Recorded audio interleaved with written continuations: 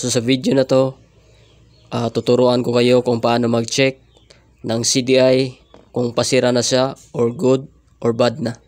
So meron tayong mga CDI dito. Gagamitin natin itong multimeter kung paano sa i-check itong CDI. So ito yung mga CDI natin. So AC primary drive, itong CDI na to. Ayan, 5-pin CDI ng XRM 110 sa Wave 100. Ayan. So ito, green yung socket niya pero replacement ito na CDI. So primary drive. Ayan, ito. So 5 pins pa rin siya. So i-check natin ito mamaya isa-isa yung mga CDI na to. So ito, Lifan type na CDI na battery operated. So i-check din natin yan. At itong racing CDI na to. So primary drive, pang XRM 110 at Wave 100. So ito lang yung battery operated na CDI. So ito, i-check natin ito isa-isa. So malalaman natin kung pasira na or good pa yung isang CDI. So itong multimeter, lagay natin sa continuity. Ayan. So sana makikita nyo mga ideas. So madilim. So ito yung test probe natin. Ayan. So dapat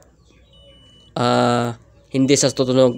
So kapag ganito, kapag tutunog siya, ibig sabihin yan, grounded na yung isang CDI.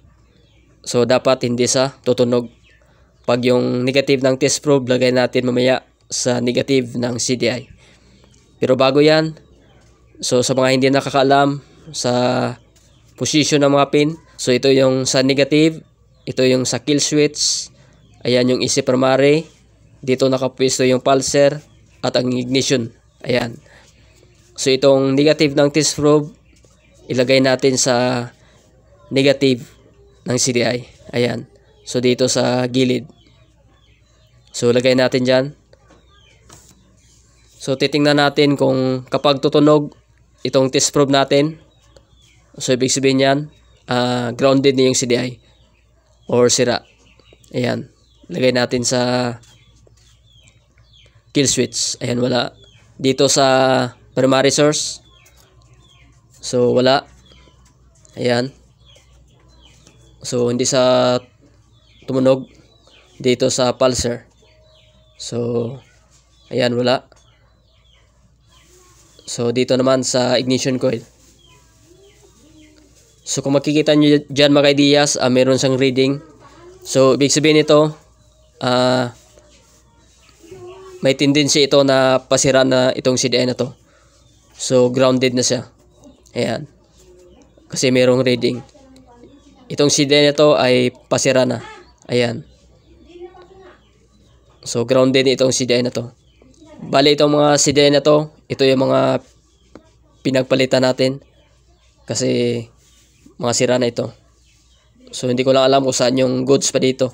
Nakalimutan ko kasi yung mga nabili ko dati. Ayan. So ito mga ideas, check natin ito. Ayan. So sa kill switch, meron siyang reading. Ayan. So kapag tumunog sa mga ideas, ibig sabihin nito, sira na itong CDI na to. So talagang hindi na aandar yung CDI kapag tutunog yung sa test probe natin. Ayan. Meron siyang reading at tumutunog. Ayan. So ibig sabihin nito, sira na talaga itong CDI na to. Ayan. So sira na itong CDI na to. Ayan. Ulit natin. So bad na itong CDI na to. Hindi na yan aandar yung motor nyo. So dito naman tayo. So tingnan natin kung good itong CDI or bad na. So ganun pa rin gawin natin.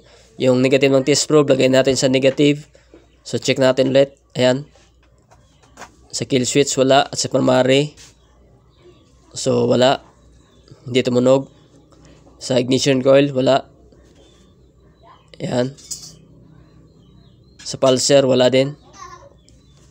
So ibig sabihin nito mga ideas, hindi sa tumunog, good itong CDI na to. Ayan.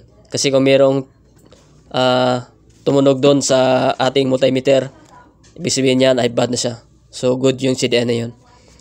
So dito naman tayo sa leaf fan na CDI, yung battery operated.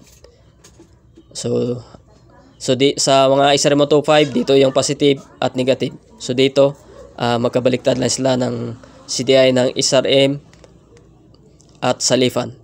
So ang negative test probe, lagay natin sa negative. Ayan.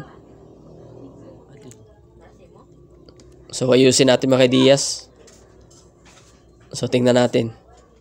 Ayan, hindi sa tumunog pero meron siyang reading. So ibig sabihin nito grounded din itong CDI na to. Ayan.